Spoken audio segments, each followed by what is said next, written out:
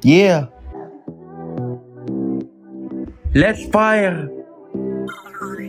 Kamusta na ang tinatago mong inggit? May mga plema nata ang ugali mo. Pati ka po kababayan mo, nakuha mong ilain para lang makaanga. Manggagamit ng mga troll, haters, bot at iba pa. Ganyan ba talaga ang laman ng utak mo? Wala bang pababago? Gusto ko lang naman ay mangara. Bakit may mga tanga na sa aking paligid? Alam mo ba ang inggit ay masama yan sa iyo pagkatao, pag-iisip at sa iyong puso.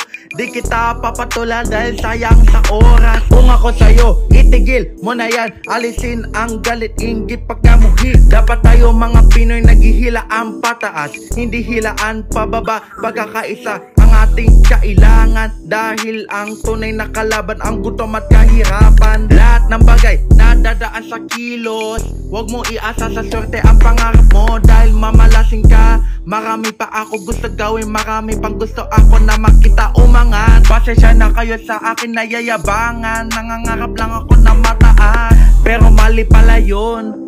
Dapat ang iangat ang pangarap ko, hindi atingin sa ating sarili.